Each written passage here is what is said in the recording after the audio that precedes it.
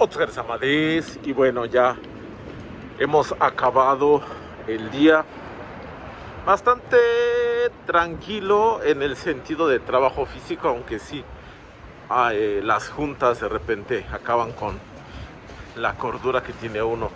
Es algo interesante aquí, a la gente le gustan las juntas. Creo que la juntitis es mal internacional, pero bueno, a final de cuentas son gajes del oficio, esas vicisitudes de ser salarimán.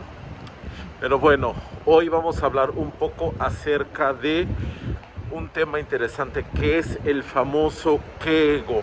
Para quienes no ubican mucho ya lo que es el idioma japonés y algunas expresiones o apenas estamos empezando,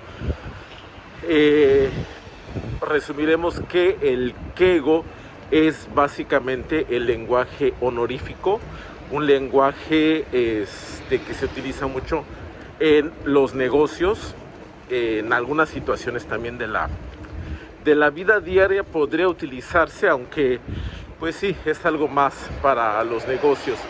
Y de hecho todo esto salió porque estaba yo leyendo que en acá atrás una de esas armaduras japonesas de la vieja ola, aunque por el reflejo de las luces de Navidad creo que no se aprecia muy bien, pero bueno, eso es como un extra que acaba de salir. Por eso me gusta caminar por las calles de Tokio, encuentra uno cosas interesantes. Y hablando de honor y cosas interesantes y de esos protocolos, etcétera, estábamos hablando de lo que es el keigo, que es el lenguaje que es honorífico, en el cual pues básicamente cambian todas las expresiones, tanto de lo que nosotros decimos, de nuestras acciones, de lo que describimos, incluso de los objetos, hasta lo que hace la otra persona. Es decir, no solo es muy difícil de expresar traducirlo al español. ¿Por qué? Porque es algo que no utilizamos en nuestro idioma tanto. Recuerden que en español pues sabemos que normalmente es de hablar de tú o de usted y se acabó, pero básicamente el verbo es lo mismo, ¿no? Digo, tú comes o usted come y ya, se acabó la formalidad. Sin embargo, el japonés no es así. Para quienes ubican un poco el idioma saben que existe el verbo comer, que se dice taberu, tabemas, pero que si yo hablo de una persona, por ejemplo, hablo de mi jefe, etcétera, etcétera, en vez de taber o tabemas, debería yo decir meshagarimasu. Si quien está haciendo la acción es la otra persona, pero si yo estoy hablando con esa otra persona, pero hablo de mi acción, entonces tengo que decir itadakimasu y cosas por el estilo. Entonces no voy a entrar en detalles de lo que es el keigo y cómo usarlo tal cual, sino más bien la importancia que llega a tener, porque mucha gente se llega como a asustar o piensa que es muy difícil, y pues sí es difícil, tanto que todo esto salió porque leía un artículo en internet que habla que a los mismos japoneses les cuesta trabajo, cuando los japoneses son todavía recién egresados, les toca aprender esto. ¿Por qué? Porque no se utiliza mucho, o empieza a oler a algo muy rico, que es perdón que veste todo esto, pero como estoy caminando rumbo a la estación, ahorita me está llegando el olor a camote y veo que hay está el hombrecito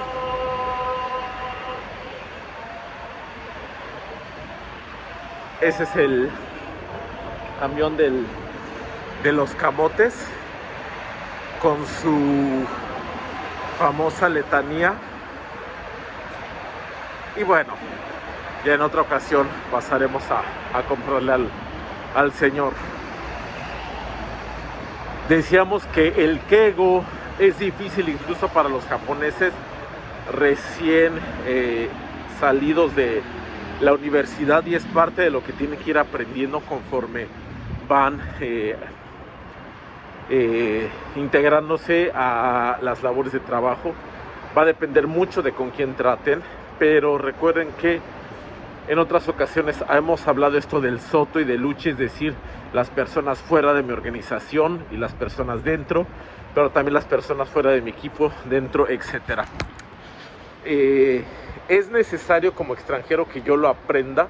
Vamos a ese punto, y la respuesta es depende mucho. Yo podría decir que sí es importante por lo menos entenderlo, porque habrá situaciones en las que a lo mejor, ya sea un correo, una llamada, o simplemente que la persona está muy acostumbrada a hablar en keigo con la contraparte, sea necesario que nosotros entendamos, mínimo tener las nociones básicas. Y eso pues sí, lo enseñan en un buen curso de japonés, cómo entender esta parte, algunos cambios, etcétera. Y si trabajas con japoneses directamente que tengas que hablar, sí sería recomendable saberlo, pero no al grado de quebrarnos la cabeza. Creo que con conocer el lenguaje estándar, el que aprendemos en los libros, es más que suficiente en un principio. Ellos entenderán obviamente que no es nuestro idioma materno, no es nuestra lengua materna, y por lo tanto no deberían, porque hay quienes lo llegan a hacer, pero bueno, para eso están los jefes, para ayudarnos en esa parte e irlo aprendiendo. Entonces es importante aprenderlo, sí, por lo menos en dos fases. Número 1, escucharlo. Número 2, hablarlo. A este respecto, me acuerdo de una anécdota. Recién que llegué a Japón, en esa primera venida aquí al país, estaba yo haciendo arbaito en una empresa que hace eventos. Entonces sonó el teléfono y me dijo la jefa, contesta el teléfono. Y yo así de, ok, pero ¿qué hago? Dice, pues contesta, está sonando mucho. Entonces, otra de esas reglas no escritas, tienes que tratar de que suene lo menos posible, y si no, ahí también hay que usar ciertas expresiones para explicarlo. Entonces, pues la primera vez que trabajando me tocaba contestar el teléfono, ¿y qué haces? Pues contestas con el típico moshi moshi, y así de, sí, no, y imasen, no está, porque ya me acordé, estaba en otra llamada al celular, y esta era una llamada que llegó al teléfono de línea. Entonces apliqué el isogashi desu, o sea, hablando de que mi jefa estaba ocupada, o sea, traduces la expresión está ocupado, ¿no? Bueno, terminó su otra llamada, así muy sí, muchas gracias, bla, bla, con la otra persona. De repente, ¡Eduardo! Y yo así de, ok, algo pasó. Me dijo que cómo le decía eso, que no se podía hacer así, que estaba mal. Y yo así, ok, pero usted me dijo, ¿no? Ya total que marcó a la persona que había hecho la llamada. Ya se disculpó como 2 minutitos ahí, no, diciendo pues que yo era el del arbaito, que no sabía y que disculpara, ¿no?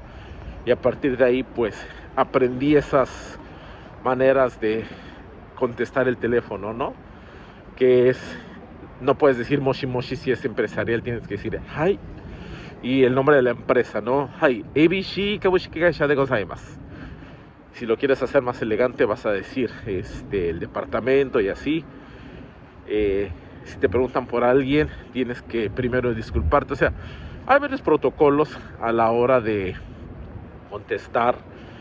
Son fórmulas que puede uno ir aprendiendo, y también conforme uno va escuchando, va uno a aprenderlas. Entonces, a lo que voy es, sí, es importante, pero no hay que comerse el coco. Si en un momento determinado ingresas a trabajar en una empresa japonesa donde requieras el idioma, porque es cierto, hay personas que llegan a trabajar aquí y no hablan ni pizca del idioma, que bueno, ya hablaremos en otra ocasión de lo que personalmente opino al respecto. Pero sí, te van a ayudar. Yo cuando igual entré a la empresa donde estoy ahorita, una de mis compañeras de aquel entonces ya me había preparado así como un librito con lo que tenía yo que aprender, ¿no? De cómo contestar, etcétera, etcétera, ¿no? Y va uno aprendiendo también de escuchar a las demás personas, y eso es muy importante, que estemos atentos a las expresiones o a lo que se dice alrededor. Y pues si tienes unas buenas bases del idioma, vas a aprender muchísimo más rápido. Entonces sí puede ser desafiante, pero creo que eso es lo divertido de venir a trabajar a un lugar tan diferente. Y en el caso particular, como es el mío, de trabajar en donde pues prácticamente todos son japoneses, pues todos los días hay algo nuevo que aprender. Pero bueno, era lo que quería compartir acerca del famoso Keigo. Ya, mata yoroshiku onegai shimasu.